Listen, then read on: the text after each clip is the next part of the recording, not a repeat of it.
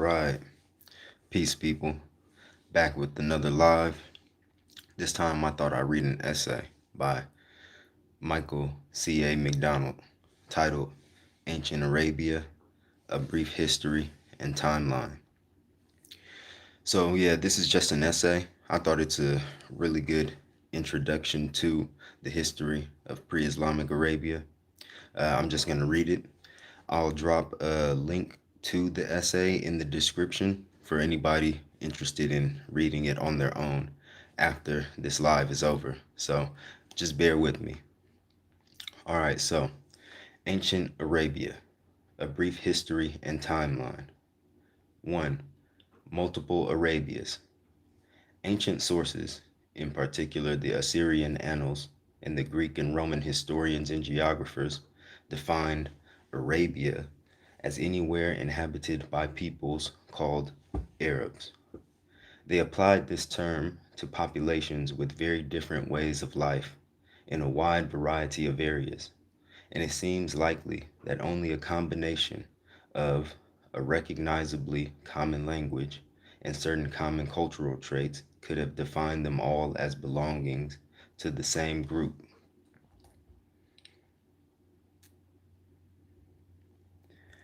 From the 8th century BC, the Assyrians and Babylonians recorded Arabs living from east to west in eastern Mesopotamia between the Tigris and Iran, settled in large numbers in Babylonia, in the Syrian Jazira, on the slopes of the anti-Lebanon mountains, in north and northwest Arabia, and in Sinai.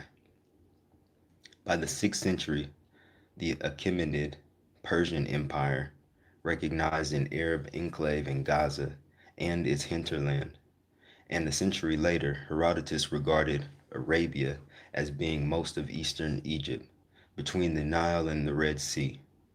Xenophon, circa 430 to circa 354 BC, found Arabias in northern Syria and northern and central Mesopotamia, while Alexander the Great, 356 to 323 BC, encountered Arabs in the Lebanon and anti-Lebanon mountains, Gaza, Sinai, the eastern Nile Delta, and eastern Egypt, as well as at the head of the Persian Gulf, and even in central Iran. His explorers also identified and defined the Arabian Peninsula for the first time, and by the Roman period, there were Arabias in eastern Egypt and the Delta, Sinai, southern Palestine, the Bekaa Valley of Lebanon, and the anti-Lebanon, the whole of modern Jordan, southern, central, and northern Syria, northern, central, and southern Mesopotamia, as well as the peninsula. This does not mean that the total populations of any of these areas were considered to be Arabs, but that there were Arab populations in them of sufficiently significantly sufficiently significant size and importance to be recognized by outsiders. Thus, for instance, while in the early centuries AD there were quite considerable Arab communities in southern Arabia, modern Yemen, and Greco-Roman geographers mistakenly called it Arabia Felix, the majority indigenous populations in the kingdoms of that region did not regard themselves as Arabs. The ways of life of these populations varied considerably. In many places, they were sedentary farmers. In others, they had self-governing cities. In others, they formed merchant colonies within cities. In yet others, they had extensive kingdoms, e.g., the Nabateans, and those in northern Mesopotamia, while others were nomads. Thus, from the early first millennium BC, when we first hear of Arabs, they occupied increasingly large areas throughout the Fertile Crescent. As yet, we have no evidence where they originated. The idea that it was necessarily from the peninsula is an anachronistic understanding. since the peninsula only came to be called Arabia par excellence from the late Hellenistic and Roman periods onwards. We do not know what, if anything, it was called by its inhabitants at that time and earlier. All right, I'm just gonna have a drink. In 64 BC, Pompeii made Syria into a Roman province. However, the Nabatean kingdom, which stretched from southern Syria to northwest Arabia and into southern Palestine, remained independent until AD 106, when it too was annexed by Rome and remained Provincia and was renamed Provincia Arabia. After this, all the inhabitants of the province were called Arabs by the Romans, and it gradually became necessary to find another name for the nomads who had previously been called Arabs, but were not subjects of the province. For these, the term Saracen probably derived from a North Arabian word meaning those who migrate into the those who migrate to the inner desert was slowly adopted. However, the term Arab continued to be used by settled Arabs in the regions such as the Jazeera in northern Mesopotamia. Thus, in AD 195, Septimius Severus fought Arabs in northern Mesopotamia and so assumed the honorific title Arabicus. Eventually, however, the term Saracen was extended to all those who had previously been called Arabs, regardless of whether they were settled or nomadic. In the period after AD 106, it is therefore important to distinguish between events in the province of Arabia in the Arabian Peninsula and those affecting Arabs in other places. All right. 2. The north, west, center, and east of the Arabian Peninsula. What we call the Arabian Peninsula has been inhabited since Paleolithic times. Recent discoveries have shown that early hominids made their way out of Africa across the bed of the Red Sea, which was almost dry at the time, and through the Arabian Peninsula into Asia, as well as via the Levant into Europe. Successive climate changes meant that over tens of thousands of years, prehistoric man survived by adopting different ways of life, as witnessed, for instance, by rock drawings of cattle in what are now desert areas and of the hunting of dromedaries in the days before the animal was domesticated. Dromedaries, I believe, are camels. The landmass of the peninsula slopes gently eastward from a mountain chain along the western Red Sea coast to the Persian Gulf. In the southwest and, to some extent, the southeast, there are extensive mountainous areas which benefit from the twice yearly monsoon rains, which, when conserved, permit permanent irrigated agriculture. This was the basis of the prosperity of ancient Yemen and also permitted the cultivation of the frankincense tree Boswellia sacra, primarily in Darfur, in the south of modern Oman. In the center, north, and southeast of the peninsula, there are scattered areas where irrigated agricultural is possible. Irrigated agriculture is possible. And they said agricultural. Okay. E.g., in parts of Najd, Asir, and Wadi al Dawasir and Oman. And there are numerous oases across the peninsula, some of them extremely large, e.g., Al Hassa, Wahat, Al Hassa, Asa, Ha'il, Dumat, Akkadian, Adumatu, biblical Duma, medieval Dumat al-Jandul, modern al-Jawf, Tabuk, Taima, Dadan, biblical Didan, modern al-Ula, and Yathrib, which is now al-Madina, where permanent settled populations have been for millennia, practice agriculture, horticulture, and the cultivation of huge groves of date palms. and at different periods have developed urban societies and even kingdoms. From the 4th millennium BC onwards, the peninsula lay between the two great powers of the ancient Near East, Egypt on the west and Mesopotamia, Assyria and Babylonia, and later Iran to the northeast. Most of our knowledge of the Neolithic and Bronze Ages in Arabia comes from Eastern Arabia.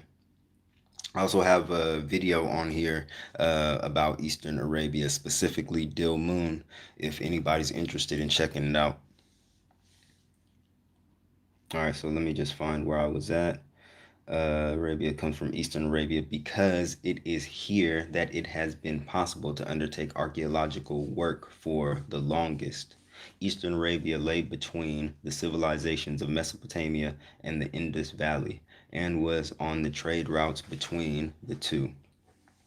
Its many prehistoric societies, named after the sites where they were first identified, Hafit, Hilil, and Nar, etc., have left large monumental tombs with communal burials and distinctive repertoires of artifacts.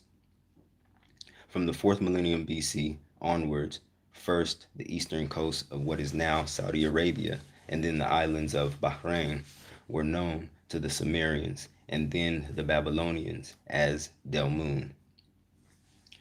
The earliest sources refer to it as a staging post for timber and later for metals brought from far-off lands for use in Mesopotamia. Brought from far-off lands for use in Mesopotamia. In Sumerian mythology, it was regarded as a sort of earthly paradise because of its abundance of fresh water. Between 2400 and 1700 BC, over 170,000 large burial tumuli or tumuli were constructed in the north of the island. In the Oman Peninsula, known as Majin, in cuneiform documents, copper was mined, smelted, and exported to Mesopotamia from the 3rd millennium BC onwards. In Oman, a sophisticated irrigation system called the falaj was developed in the Iron Age, and the technology was later exported to Iran, where these tunnels were known as kanat. The falaj brought water from springs via underground tunnels to the fields and settlements, making possible extensive agriculture in areas with little seasonal rainfall. The domestication of the dromedary, which seems to have taken place in southeast Arabia around 1200 to 1100 BC, provided sources of rich milk products as well as beasts of burden and means of transport for settled people and for nomads.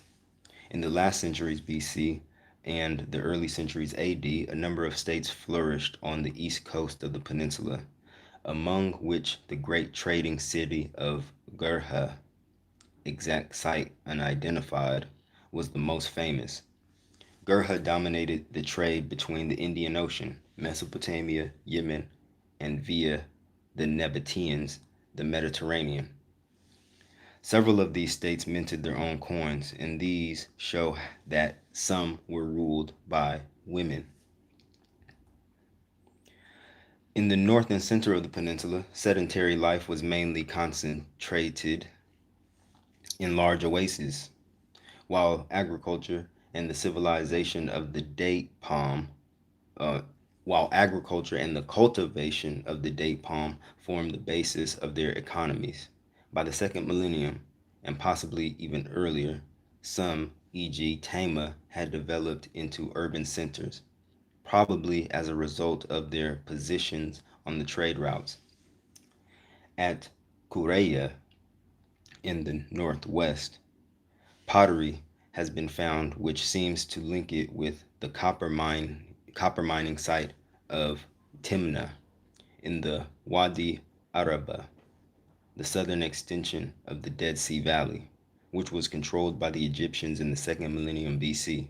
By the first millennium BC, the oases in the north and northwest of the peninsula had become pivotal in the trade in frankincense and spices brought overland from southern Arabia to Egypt, the Mediterranean at Gaza, the Levant, Syria, Anatolia, and Mesopotamia. Already in the 8th century BC, a caravan of the people of Tama in North Arabia and Saba in South Arabia was ambushed by the Assyrian governor of Suhu on the Euphrates for trying to avoid paying tolls.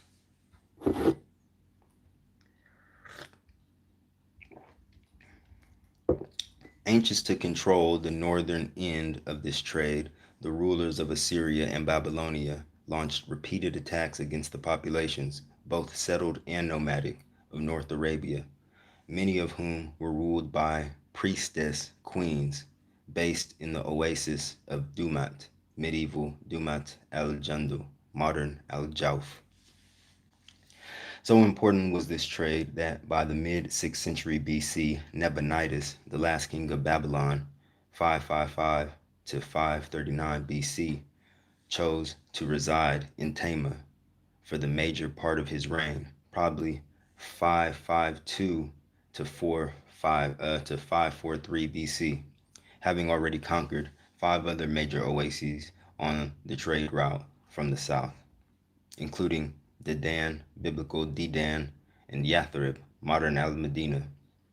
In Dedan, which was the site of 2 successive kingdoms, Dedan and Lihyan, Manayan merchants from South Arabia, who were the major dealers in frankincense, founded a trading station. By the 1st century AD, the Nabateans, nomadic Arabs, who had settled in southern Jordan in the 3rd century BC and had taken control of the northern end of the trade route, ruled the whole of the northwest of the peninsula and had established a city, Hegra, medieval al-Hijr, modern Madain al-Madain Salih, some 20 km north of Dedan. In the center of the peninsula, on the northwest edge of the empty quarter, another oasis called Qaryat Dat Kau, modern Qaryat al-Fau, flourished between the 2nd century BC and the 5th century AD. It was the capital of the Arab tribes of Kinda, Madhij, and Qatan. Excavations there have revealed an extraordinarily rich and luxurious way of life, with wall paintings, exquisite glass, bronze, and stone statuary, decorative textiles, and large numbers of inscriptions. Luxury goods were imported from the Mediterranean world, Egypt and Levant, Mesopotamia, India, South Arabia, and other places. Its prosperity was based on its strategic location on the major trade route from southern Arabia to the Persian Gulf. Although it was within the cultural orbit of the Manaeans and Sabaeans, it developed an independent artistic style and periodically asserted its political independence. Besides these settled cultures, there were nomadic tribes in most parts of the peninsula from at least the 4th millennium onwards. These tribes would have lived in a symbiotic relationship with the inhabitants of the oases, since each population could provide important goods needed by the other. The nomads provided the sedentaries with meat, animal transport, leather, wool, and milk products, and in return, the oases dwellers could provide vegetables, flour, dates, wood, and metal products. Both communities were involved in and profited from the south-north overland trade and therefore had a vested interest in the preservation of peace. When the Nabateans settled in southern Jordan in the 3rd century BC, they made their capital at Rechem, called by the Greeks Petra. Even as nomads, they had been renowned for their expertise in constructing hidden cisterns in the desert to provide water throughout the year. And when they settled, they became great hydrological engineers, and their conservation of the seasonal rainfall enabled them to put large areas under irrigated cultivation. The well ordered urban society of Petra aroused the admiration of the Greek philosopher Athenodorus, who lived there for some years. The Nabateans dominated the northern end of the incense trade route from southern Arabia to the Mediterranean, and as mentioned above, worked with the merchants from the eastern Arabian city of Gurha in bringing spices and other luxury goods from India and beyond to the markets of the Mediterranean world. From southern Jordan, they expanded their kingdom until by the end of the 1st century BC, it stretched from southern Syria to northwest Arabia and included Sinai and the Negev. In the mid 1st century AD, the last Nabatean king, Rabil II, moved his capital from Petra to Basra in southern Syria, and when, on his death in AD 106, the Romans annexed the kingdom and named it Provincia Arabia, they retained Basra as the capital. The new era of the province was known both as the era of Basra and of the province, and continued to be used in official documents until the Islamic conquest, mid 7th century AD, and by Christians until much later. All right. I guess it looks like we don't have any comments. All right, so I'm just going to continue reading. The Roman and Byzantine empires ruled the Near East for over 600 years, from 64 BC to the Islamic conquest in AD 635 to 640. And throughout this period, their policy was dominated by the conflict with Persia/Iran. The fluctuating border between these two superpowers ran through Armenia and what is now eastern Turkey, and the Jazira between the Tigris and the Euphrates. Parts of this region consisted of rich agricultural land, and parts were desert, and there were cities on both sides of both rivers. There was one or more settled Arab kingdoms in the northern Jazira, and Arab communities, both settled and nomadic, further south. These were constantly caught up in the conflict between Rome and Persia. In AD 224, the Sasanian dynasty overthrew the Parthians and took over excuse me. In AD 224, the Sasanian dynasty overthrew the Parthians and took power in Persia, which from now on was called Iran by its rulers. From the mid 4th century onwards, the Sasanians employed the Arab Nasrids, sometimes called Lakhmids, kingdom, with its capital at Al-Hira in what is now southwestern Iraq, to raid Byzantine territory, and by the end of the 5th century, the Arab Japhanids of the tribal confederation of Ghassan had settled in southern Syria and the province of Arabia, and were being used in the same way by the Byzantine side.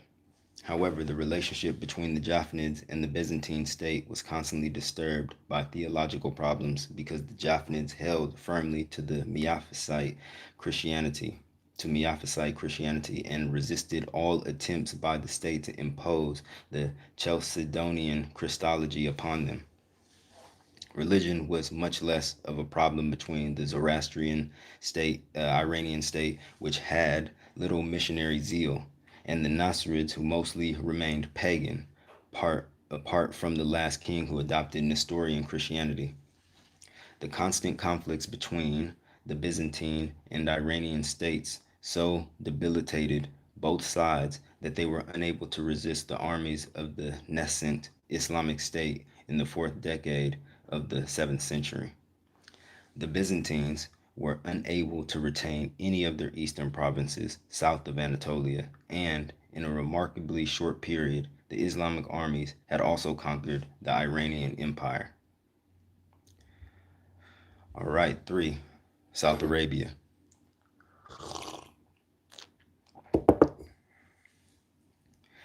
Unlike the rest of the Arabian Peninsula, Southwest Arabia appears to have been a coherent cultural sphere, which, despite many outside influences and drastic internal changes, preserved its own cultural, political, and linguistic individuality from its historical beginnings until late antiquity. By the first millennium BC, highly developed communities had appeared in the arid deltas at the eastern fringes of the Yemeni Central Plateau. They used writing and had monumental architecture, and their economy was based on agriculture watered by the monsoons, with at least two harvests per year. The most important among these communities were Saba, Mayan, Kataban, and Hadramaut. Their wealth, of which Greco Roman authors speak when referring to Arabia ed Demon or Arabia Felix, was based on the trade in frankincense and other spices and on control of large stretches of the trade route to the markets in the north. Our first detailed insight from within South Arabia itself into its excuse me, our first detailed inside our first detailed insight from within South Arabia itself into its political landscape in the first millennium BC is found in the lengthy res gestae, or deeds, of the Sabaean ruler Yitha Amar Watar and Karabil Watar. These are, and I believe they're talking about Karabil Watar too, because you see Karabil Watar repeated in the list of Sabaean kings repeatedly, and it's best to know which one you're talking about, one or Karabil 1 or Karabil 2. And the one that I just mentioned, Karabil Watar, um, is number 2. Yeah, so these are the earliest reliably datable historical facts. These are the earliest reliably datable historical records from South Arabia, and indeed from the Arabian Peninsula in general. These huge inscriptions were set up around 715 and 685 BC, respectively, in the sanctuary of the principal Sabaean deity, Al-Makka, at Sirwa, close to the Sabaean metropolis of Marib. They tell of the Sabaeans' defeat of their southern northern neighbors and the consequent establishment of their hegemony in South Arabia. If I could actually stop right here and go on to speaking about Yatha Amar Watar and Karabil Watar. I'm not going to go into too much detail, but I've been reading quite a lot, or as much as I can, about those two figures and their importance in Sabaean history.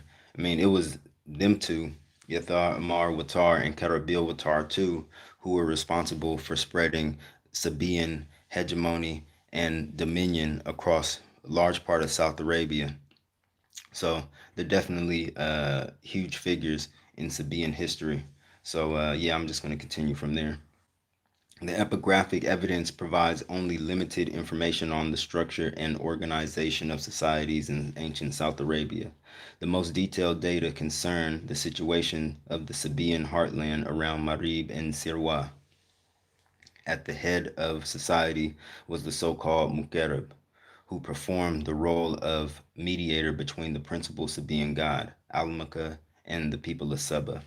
He was responsible for the exercise of ritual duties, such as the performance of the sacred marriage and the organization of ritual banquets for Athar, the only deity venerated by all South Arabian peoples. He was in charge of the performance of ritual processions in the large temple complexes, of certain sacrifices, and of the ritual hunt. The title Muqarrib, unifier, probably alludes to the central political task of the Sabaean ruler, namely uniting, lost my spot, namely uniting the South Arabian cities and tribes under Sabaean sovereignty through a far-reaching system of alliances. With the decline of Sabaean power in the 4th century BC, the title Muqarrib passed to other kingdoms and was replaced in Saba by the term king, Malik. When in the 4th century BC, Suba eventually relinquished its hegemony, Qataban managed to extend its territory to the southwest as far as Bab al-Mandab, the straits where the Red Sea meets the Indian Ocean. Manaean merchants who established a trading colony with its own administrative structures in Dedan, modern Al-Ula, in northwest Saudi Arabia, are also found in Egypt, the Levant, Sesfahan, at Sesfahan on the river Tigris, in Mesopotamia, and even on the Greek island of Delos. In 25 BC, the prefect of the Roman province of Egypt, alias Gallus, set out with an army of 10,000 soldiers towards South Arabia. According to the Greek geographer Strabo, 64/63 BC to AD 25, when the Roman army reached the Sabaean metropolis of Marib, they besieged it for 6 days but could not take it. Although we lack corresponding sources from the South Arabian side, this campaign may be connected with the final disappearance of the Manaeans, with the result that the overland trade in frankincense was taken over by the Nabateans.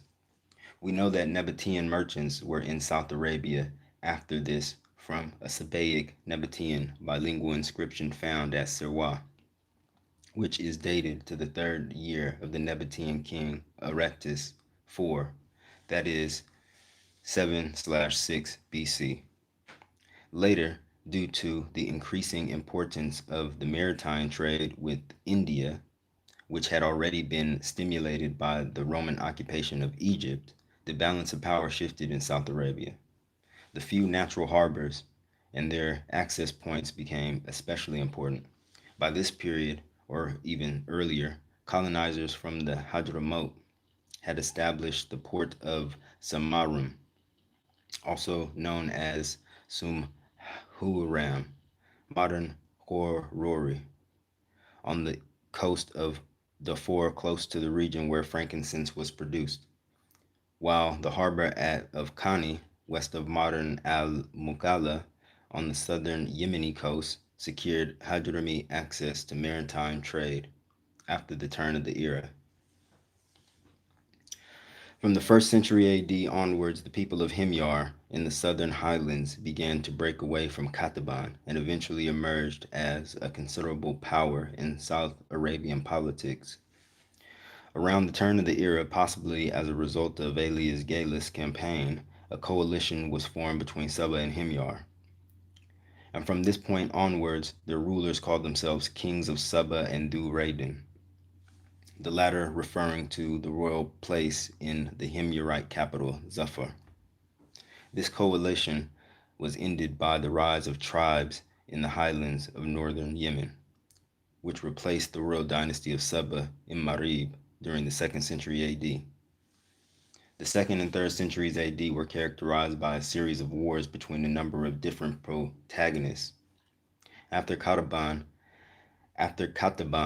had been absorbed by Hadramaut, a final ephemeral Sabaean hegemony was created through a policy of large-scale expansion by the Sabaean king Shah Iram Altar. His campaigns led him on northwards to Qaryat al-Fo, see above. In the east of Yemen, he destroyed Shabwa, the capital of the Hadrami kingdom, and Kani, its port for trade with India. In the west, he marched against the Abyssinians, settled on the Red Sea coast of Yemen. In Sana'a, he built the castle of Gumdan, and the splendor of which even the 10th century AD impressed. Excuse me. In Sana'a, he built the castle of Gumdan, the splendor of which, even in the 10th century AD, impressed the Yemeni historian and geographer Al-Hamdani. Large numbers of inscriptions from the 3rd century AD by both Sabaeans and Himyarites mention the fierce wars conducted, with varying outcomes, by the Sabaean king Il-Shara Yahdib and his Himyarite opponents Shamar Yuhamid and Karabil Haifa. Although there was no one decisive battle, towards the end of the 3rd century, the Himyarites eventually emerged victorious. By the beginning of the 4th century, Yemen was united under the Himyarite king Shamar Yuharish. The Himyarites composed their inscriptions in a southern Sabaic dialect, using the same script as their predecessors.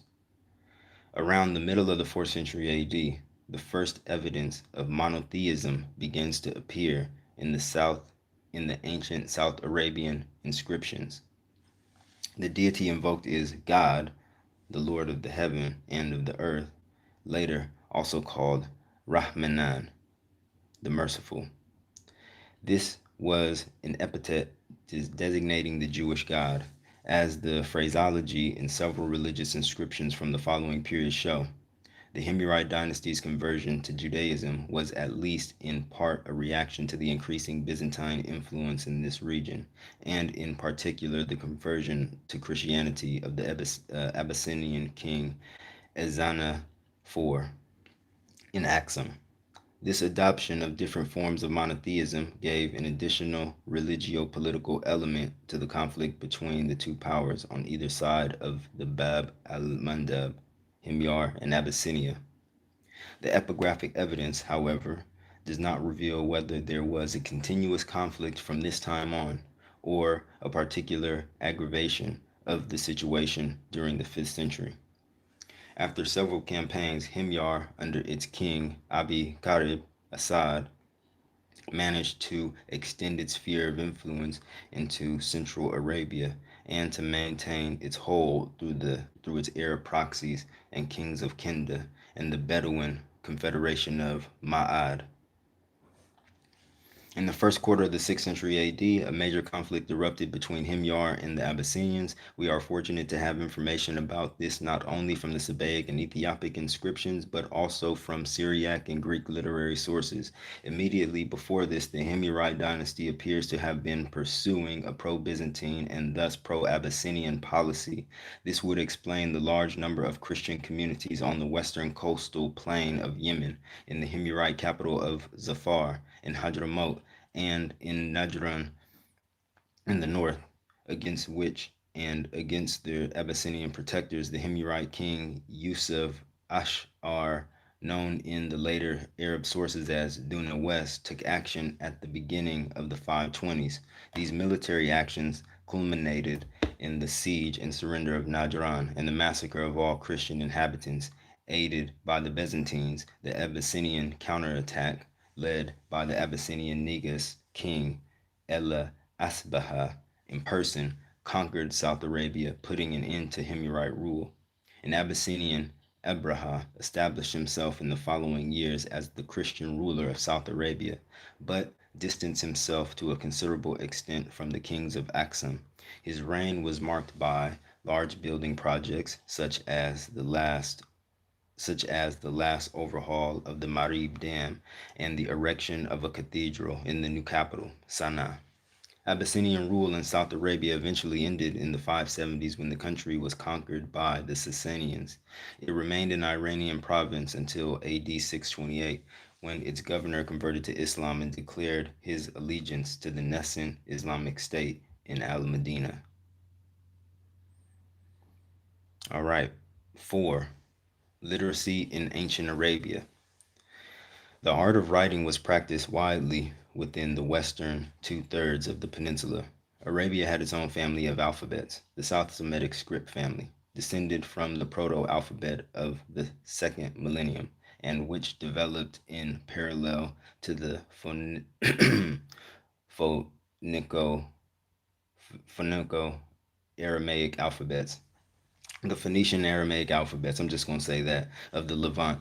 Writing was used extensively not only by oases dwellers and in the states of South Arabia, but also from the mid first millennia BC by the nomads who have left scores of thousands of graffiti on the desert rocks from southern Syria to the borders of Yemen. The South Semitic script family seems to be mentioned as Taymaneti, i.e., the script of Tama, already in an inscription of the 8th century BC at Carchemish. in what is now southern Turkey.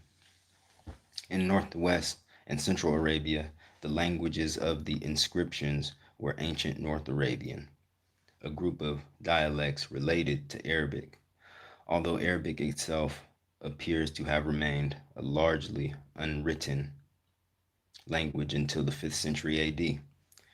Curiously, in eastern Arabia, we have very few inscriptions, and these are in Akkadian, Aramaic, and Greek, and South Arabian, with a handful of Hasiatic, in what may be an ancient North Arabian dialect expressed in the Sabaic script. All right. The ancient South Arabian languages attested in inscriptions from the geographical area which is now Yemen were Sabaic, Manaic, Katabanic, and Hadramatic. These stand apart linguistically from the languages known from the rest of the peninsula, with more than 5,000 inscriptions spread over 1,600 years from the late 10th century BC to the 6th century AD. Sabaic is the best attested and the longest documented language not only of South Arabia but of the entire Arabian Peninsula. The documents, which are usually engraved on prepared stone surfaces, cover a wide range of topics and are written in an alphabet of 29 letters, the elegant geometrical forms of which were already fully developed by the 8th and 7th centuries BC. A minuscule version of the script, which has been known to scholarship since the 1970s, was incised on palm leaf stalks and wooden sticks and used for day-to-day documents. The earliest of these known so far has been dated to 14C to between 1055 and 901 BC. All right, and that's pretty much the end of the essay right there. They have a list of further readings for histories of North and Central Arabia, for Eastern Arabia, for South Arabia. And then they also go into a really nice timeline that starts from the 10th century all the way until, I take it the coming of or the rise of Islam. So, yeah, I'm going to drop a link to this essay in the description for anybody interested in reading. Thank you for bearing with me. This is my first time that I've read an essay on a live or actually just recorded myself reading anything. So I hope when I play it back, it actually makes sense. But again, I'm going to drop a link in the description so you can read all of this for yourself. And it also has pictures. And again, it has a nice timeline at the end of the essay that kind of just break down all the major events that happened from the 10th century. And I take it all the way to the rise of Islam. So, thanks for watching this with me. I, did this one. It's early in the morning, kind of late at night, depending on which way you want to spin it over here in Manchester. So, I hope this came out pretty good. So yeah, man, drop a comment in the comment section. Let me know what you think about the essay after reading it or after listening to me read it. And yeah, just let me know what you think. I hope to follow up with something else. Yeah, I just thought this was a good introduction to the history of pre-Islamic Arabia, written by an esteemed scholar, Michael C.A. McDonald. So yeah, peace out, people. Enjoy the rest of your day and rest of your night or whatever, whichever time zone you're in, man. Peace.